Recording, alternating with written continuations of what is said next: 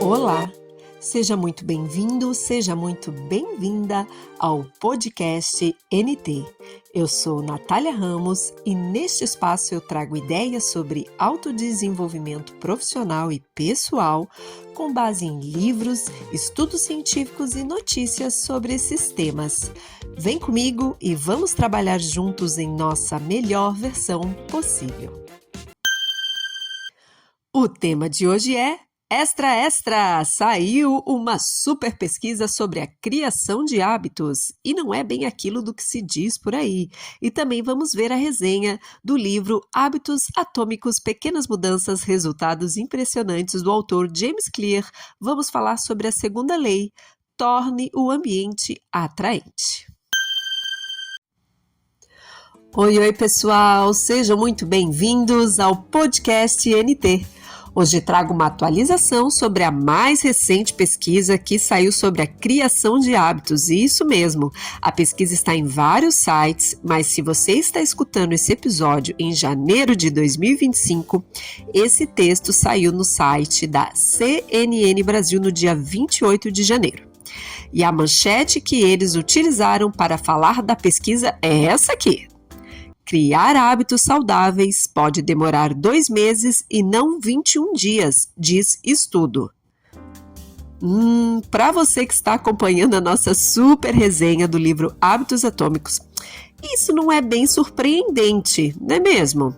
Já que no segundo episódio do podcast eu falei sobre essa falácia que ronda a criação de hábitos, de que não se constrói um hábito em 21 dias, e que essa ideia se tornou popular devido ao livro Psycho Cybernetics, que é de 1960, do cirurgião plástico Maxwell Maltz, no qual ele observou em seus pacientes, que os seus pacientes normalmente levavam cerca de 21 dias para se acostumarem com a sua nova aparência após a cirurgia. Então, pelo que a gente pôde rastrear, vem daí essa falácia dos 21 dias. Não caiam nessa. Outro ponto que eu quero levantar é o título dessa chamada, dessa matéria jornalística. Ela diz que criar hábitos saudáveis leva 2 meses. Mas, porém, contudo, entretanto, ao longo da matéria, eles explicam que pode levar até 335 dias. Em um trecho dessa matéria, nós temos o seguinte: o estudo, publicado na revista Healthcare, descobriu que o tempo médio para formar novos hábitos saudáveis era de 59 a 66 dias, mas poderia levar até 335 dias. O pesquisador enfatizou que o tempo necessário para formar hábitos saudáveis é diferente para cada pessoa e depende do tipo do hábito que se quer incluir.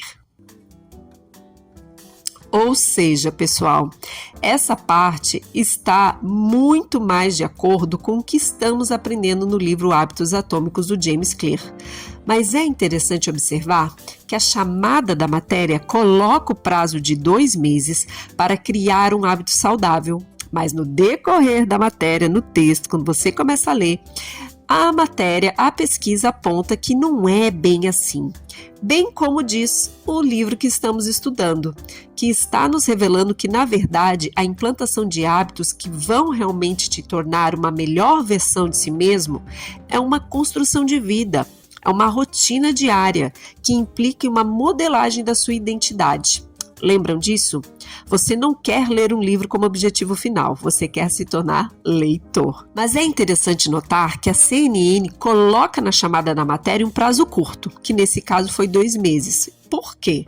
Porque já é amplamente sabido que nós sempre estamos procurando soluções imediatas, gratificações rápidas, soluções mágicas para os nossos problemas.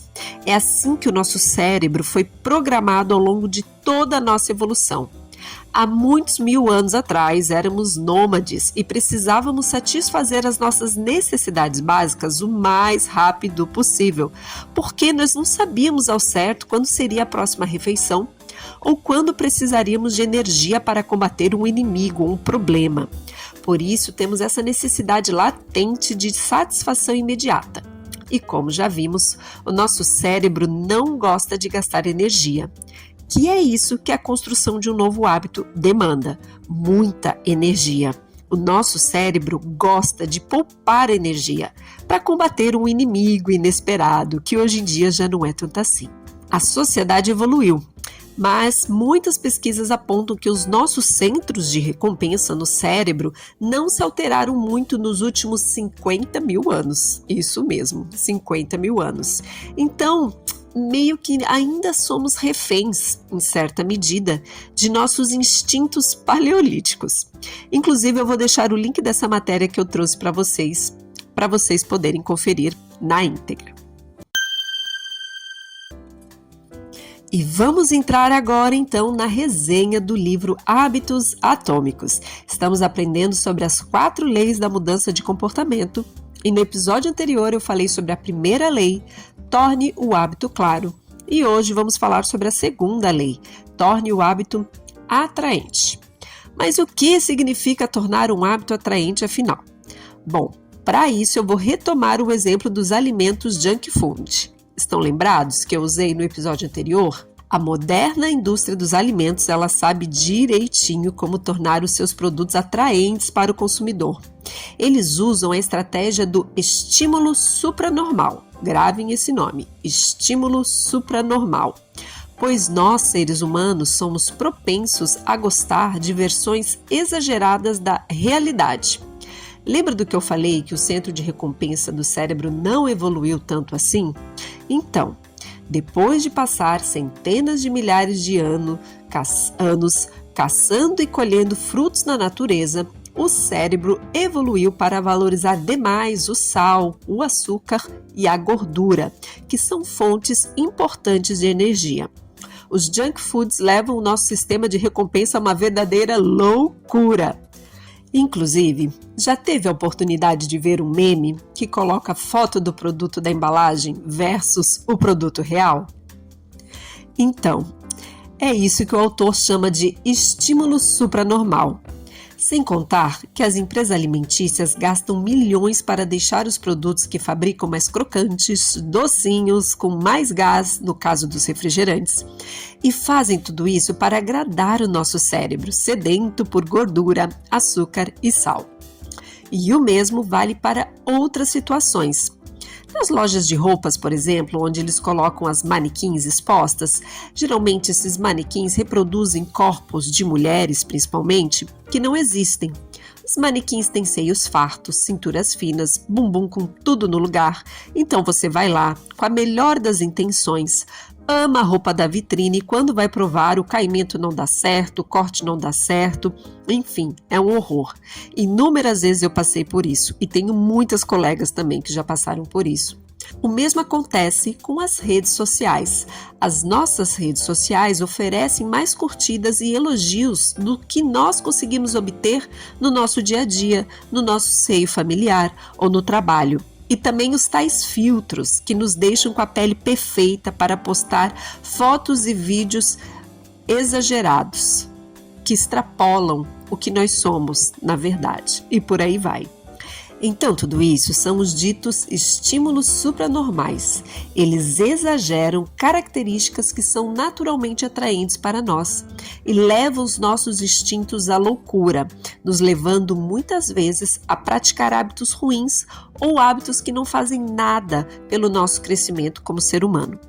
Muitos desses estímulos nos levam a estourar o cartão de crédito, se você é um frequentador de shopping, ou também se você gosta muito de redes sociais, a abusar desse uso das redes e só segue contas que te fornecem entretenimento e aquela vida de luxo que te faz passar horas e horas navegando, ou ainda se você é aquele tal que eu costumo chamar de sócio do iFood, que adora comer alimentos com baixo valor nutritivo, os tais junk food, porque é mais fácil pedir do que fazer uma comida saudável em casa.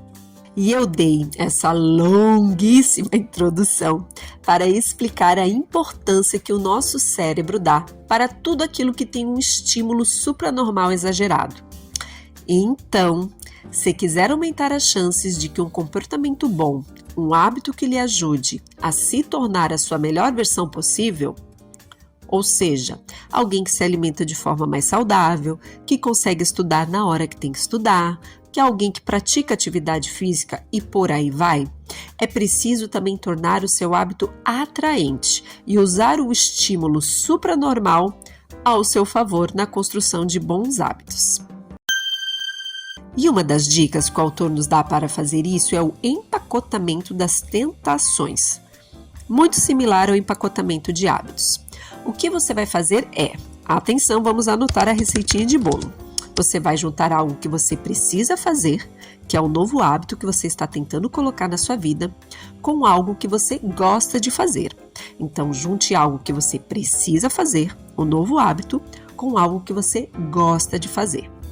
Por exemplo, se você adora assistir série da Netflix, maratonar, condicione esse prazer a uma regra. Só vou assistir a série da Netflix depois que eu for na academia, por exemplo. Ou só posso assistir a série da Netflix quando eu estiver fazendo esteira na academia. Ficou mais complicado, mas agora ficou bem amarradinho. Você vai vincular um prazer, algo que você gosta muito, com algo que você precisa fazer, que no caso aqui é a prática da atividade física. Outro exemplo. Se você gosta de navegar nas redes sociais, vincule também isso a algo que você precisa fazer. Por exemplo, depois de ligar para 10 clientes no trabalho ou qualquer outra ação rotineira que você precise fazer e que para você é um martírio, estipule que você vai poder navegar nas redes sociais por X minutos e coloque alarme para não se perder nos minutos. A propósito, essa é uma estratégia que eu uso. Então, repetindo, depois que eu ligar para 10 clientes no trabalho, eu vou poder navegar por 20 minutos nas redes sociais. Ficou bem amarradinho, não é? Já que todos nós gostamos de dar uma olhadinha nas redes. Essa técnica de empacotar uma tentação, algo que você gosta de fazer em algo que você precisa fazer, é muito eficiente, pois os comportamentos mais prováveis reforçam os menos prováveis. Assim, os comportamentos que você já tem e que você gosta de fazer te ajudam a implementar aqueles comportamentos que você precisa fazer, mas que não gosta de fazer. Tudo bem até aqui?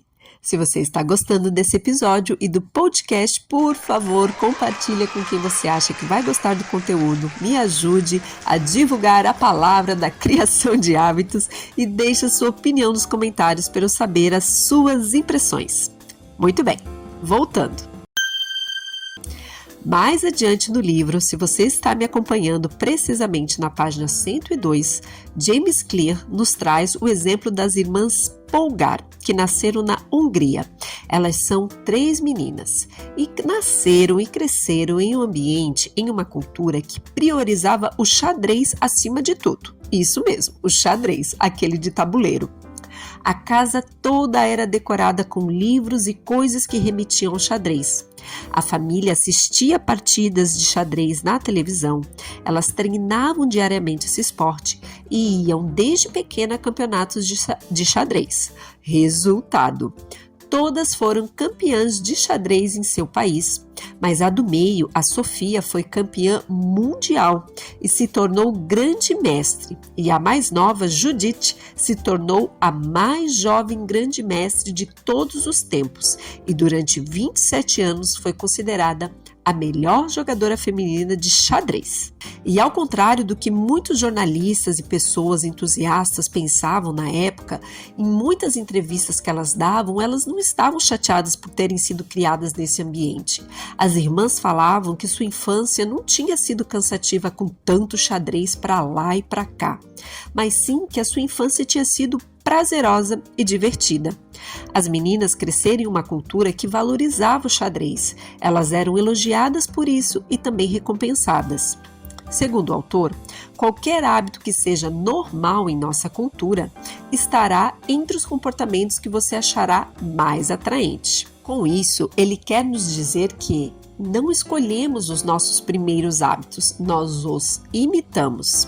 E por isso o papel da família, como foi o caso das irmãs Polgar, do ambiente de trabalho e dos amigos, tem um grande peso ao moldar nossos hábitos. E isso é uma coisa, às vezes, que a gente nem se dá conta. Muitas vezes a gente acha que nós é que escolhemos os primeiros hábitos, mas a verdade é que nós imitamos os hábitos de tudo aquilo que nos cerca. Por isso que, na maioria das vezes, concordar com determinadas opiniões e seguir determinada cultura não parece um fardo para muita gente, porque todo mundo quer pertencer.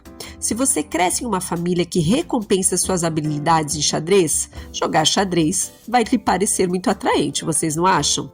O mesmo para qualquer outra coisa. Se você trabalha em uma empresa onde todo mundo usa terno ou em um local que é mais descontraído, você estará inclinado a seguir esse mesmo padrão e com certeza vai ser recompensado por isso. E aqui no livro, o autor nos diz que nós imitamos principalmente 3 grupos. Vamos falar um pouquinho sobre eles. O primeiro grupo é o grupo dos mais próximos amigos e familiares. Um estudo inovador acompanhou 12 mil pessoas durante 32 anos e descobriu que as chances de uma pessoa se tornar obesa aumentavam em 57% se ela tivesse um amigo que se tornasse obeso.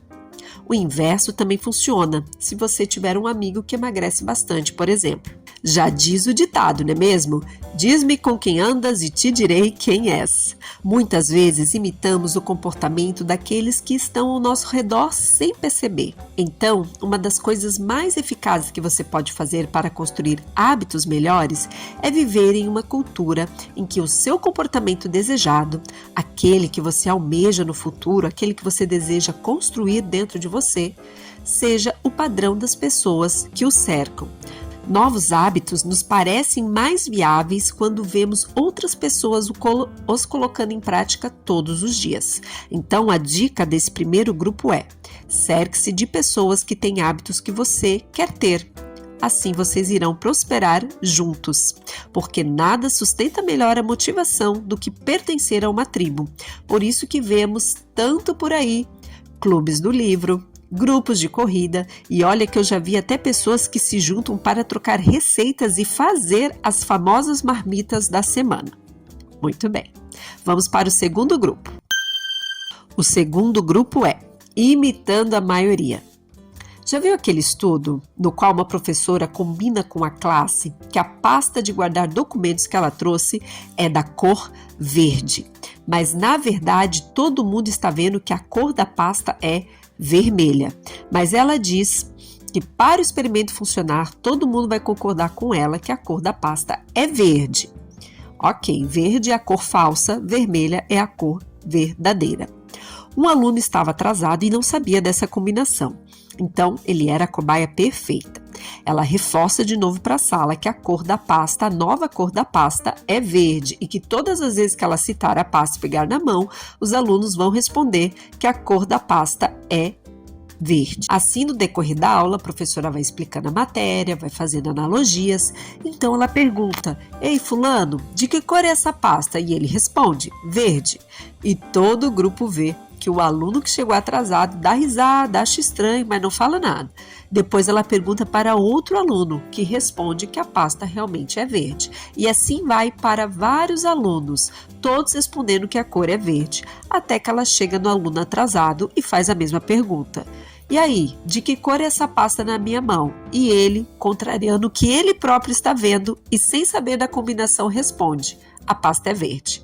Todos riem, é claro, porque na verdade a pasta de verdade era da cor vermelha. Mas aqui tem algo bem profundo nesse experimento. Esse exemplo que eu dei não é o do livro, mas eu achei que ele fica mais fácil para eu poder explicar aqui no podcast. James Clear dá um exemplo similar. Mas não é incrível isso? Que a força do grupo fez o aluno atrasado duvidar do que ele próprio estava vendo.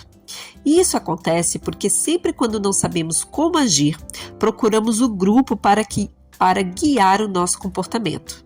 Não é assim? Se temos dúvida da compra de algo, se a gente não sabe muito bem se aquela máquina, por exemplo, vai ter uma especificação boa, se no uso ela realmente vai funcionar legal, nós vamos lá e olhamos as avaliações e comentários de quem a comprou nos sites. Para livros, por exemplo, para saber se o livro é bom ou não, a gente olha a resenha na Amazon ou até no Scoob. Se nós vamos alugar uma casa nas férias ou um hotel, a gente olha as avaliações no Airbnb ou em outros sites de locação de imóveis e por aí vai. O que é bom, é muito bom a gente olhar isso, porque isso nos protege de experiências ruins. Mas, contudo, porém, entretanto, tudo também tem o seu lado negativo. porque muitas vezes o comportamento da tribo frequentemente supera o que o indivíduo deseja. E nós vivemos em uma sociedade que nos pressiona enormemente para seguir as normas do grupo. A recompensa de ser aceito é muitas vezes maior do que ganhar uma discussão, parecer inteligente ou dizer a verdade. Na maior parte das vezes, preferimos errar com a multidão do que estar correto sozinhos. E por causa disso, vou fazer um parênteses aqui meu. Isso explica, em certa medida, a polarização que nós vivemos hoje, vocês não acham? Eu costumo dizer que o que nós temos nas redes sociais e em muitos locais é conversa de surdo, quando estamos tentando convencer o outro lado da nossa opinião, mesmo se nós estamos cheios de embasamento científico e provas, porque a pessoa, mesmo vendo a verdade com provas e tudo, ela entra em negação para agradar ao grupo do qual se sente parte. Da mesma forma como eu expliquei do experimento de vocês da pasta verde e vermelha. E quebrar esse hábito de sair de um círculo ruim é muito difícil, ou de enxergar a possibilidade de outras verdades, de outras formas de ver o mundo. Isso é muito difícil, sair desse círculo. Então, quando mudar seus hábitos significa desafiar a tribo a qual você faz parte, a mudança não é tão atraente.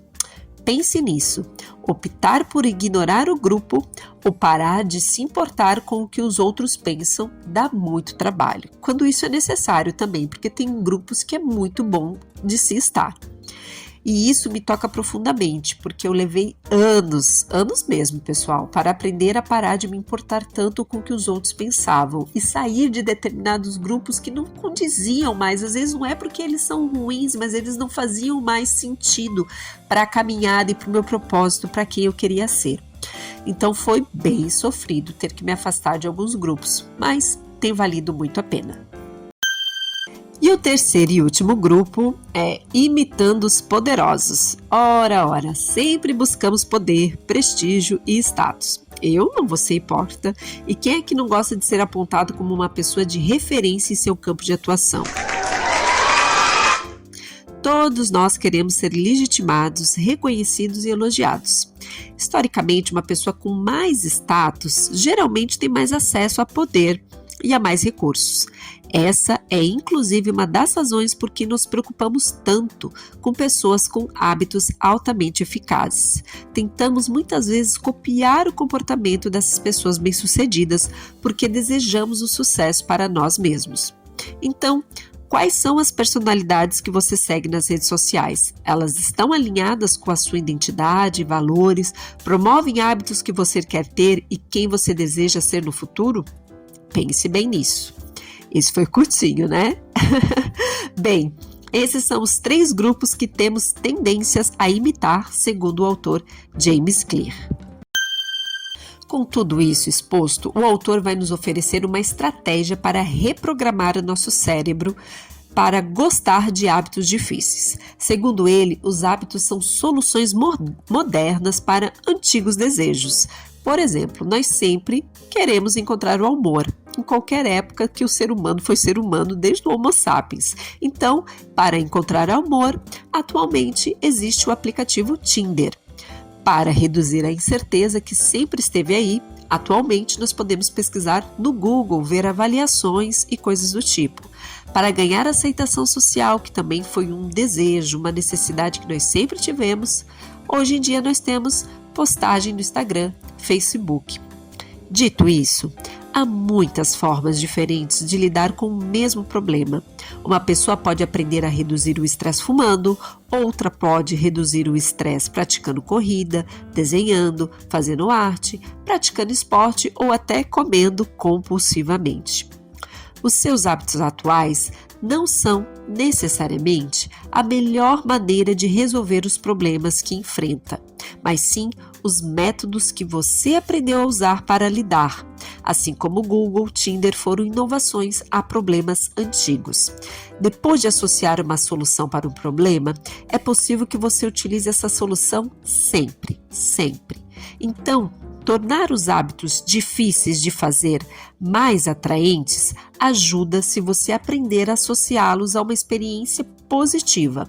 Ajuda bastante ter uma mudança na atitude mental. Então, ao invés de dizer preciso acordar para trabalhar, substitua por uma versão mais moderna. Você consegue acordar para trabalhar. Tá vendo? Assim, você deixa de ver as situações como um fardo e passa a ver como oportunidades. Reformular seus hábitos para destacar seus benefícios ao invés de seus inconvenientes é uma maneira rápida e leve de reprogramar a sua mente e tornar um hábito mais atraente. Vamos para mais alguns exemplos? Que tal? Aqui na página 130. Então, se você quer praticar mais exercícios, ao invés de dizer, preciso correr de manhã, que tal dizer, olha, está na hora de ganhar resistência e velocidade. E nas finanças, que muitas vezes a gente gasta tudo e não sobra nada para a gente fazer algo no futuro. Viver aquém de suas possibilidades atuais aumenta suas possibilidades futuras. Então pense que o dinheiro que economiza este mês aumenta seu poder de compra no próximo. E para o nervosismo, muitas pessoas se sentem ansiosas antes de fazer uma grande apresentação ou competir em um evento importante. Você pode reformular o pensamento, como estou nervoso, para estou animado e estou recebendo uma descarga de adrenalina para me ajudar a me concentrar. Sabe? Essas pequenas mudanças de atitudes mentais, elas não são mágicas, mas ajudam a mudar os sentimentos que você associa a um determinado hábito ou a uma determinada ação. Outra coisa que o autor fala e que eu também aplico, então eu consigo comprovar a eficiência na prática, é um ritual de motivação. E isso também ajuda bastante para criar um novo hábito. Eu mesma tenho um ritual para escrever e outro para praticar atividade física. Eu não sei se vocês sabem, mas já contei em alguns episódios que eu sou ex-atleta de alto rendimento. Já pratiquei tênis e beach tênis profissionalmente por muitos anos. Eu ainda jogo de forma recreativa e ainda preservo meu ritual que me ajuda a mergulhar na atitude mental que eu preciso ter para encarar um desafio. Então, não é bobagem quando você vê atletas antes de um jogo chegarem ao local das partidas com fones de ouvido, por exemplo. Reparem lá, quando vocês assistirem a um jogador de futebol descendo do ônibus para entrar no estádio, geralmente você vai ver muitos com fone de ouvido, ou mesmo tenistas que quando entram na quadra, muitos deles usam fones de ouvido. E antes disso, muitos deles ainda executam uma série de respirações e exercícios, e tudo isso é feito para ajudá-los a entrar no tal flow. O mesmo quando eu vou dar uma palestra ou um curso. Eu escuto uma música, faço exercício de respiração e repito frases que eu criei para mim mesma. Então, mesmo se eu não estiver motivada de antemão, quando eu termino meu ritual, é incrível. Geralmente, 99% das vezes, eu entro num flow, num estado mental que me ajuda a fazer o que precisa ser feito. Lembra que em um dos episódios anteriores eu falei que eu sou a rainha do post-it? Pois é, me ajuda muito ter frases que eu gosto colado em vários lugares estratégicos com os rituais, para eu ir me acostumando a fazer os rituais que vão me fazer entrar no flow. Então, aí vai mais uma dica. Encontre algo que você gosta e defina uma rotina curta antes de fazer aquilo que você ama fazer. Por exemplo, antes de ir trabalhar, faça o seguinte ritual, vou dar um exemplo. 3 respirações profundas, diga, eu consigo fazer isso. Alongue sua coluna, cante o refrão da sua música favorita e repita esse mantra até você se sentir confortável. Com o tempo, você pode usar esse mantra quando precisa mudar o seu estado emocional. Se estressou numa discussão em casa, repita o seu mantra. 3 respirações profundas, diga que você consegue fazer isso ao se acalmar, alongue a coluna, cante o refrão da sua música favorita e repita. Assim você vai fazendo uma remodelagem mental. Ufa, esse podcast foi longo. O episódio de hoje foi um pouquinho longo, mas finalmente conseguimos chegar ao final. Então, resumindo o que conversamos até aqui. Cuidado com as falácias que te prometem mudar o hábito em 21 dias. Cuidado com esses processos milagrosos. Diversas pesquisas apontam para uma construção de vida. Quanto mais atraente uma oportunidade, mais provável que ela se torne um hábito. Terceiro fator para se lembrar nesse resumo. O empacotamento de tentações e hábitos é uma forma de tornar os seus hábitos mais atraentes. A cultura que vivemos determina quais comportamentos são atraentes para nós. Nós tendemos a adotar hábitos que são elogiados e aprovados por nossa cultura. E ainda, costumamos imitar os hábitos de 3 grupos: os mais próximos, a maioria e os poderosos. Outra dica do autor é: junte-se a uma cultura onde o comportamento desejado do futuro é o padrão que lhe cerca. Destaque também os benefícios de cultivar um hábito difícil, mas que você precisa. E por último, e não menos importante, crie um ritual de motivação. Muito bem! Vimos até aqui a segunda lei da mudança de comportamento: torne o hábito atraente. No próximo episódio, vamos trabalhar a terceira lei: torne o hábito fácil. Então, até lá! Um beijo! Tchau! Gostou desse episódio? Espero que sim! Então também aproveita e curta e compartilhe para que mais pessoas tenham acesso a esse conteúdo. E se quiser, me siga no Instagram, @eu.nataliaramos, onde eu compartilho mais dicas sobre esses temas e também a minha rotina de palestrante, além das novidades sobre os meus livros. Até o próximo episódio. Tchau!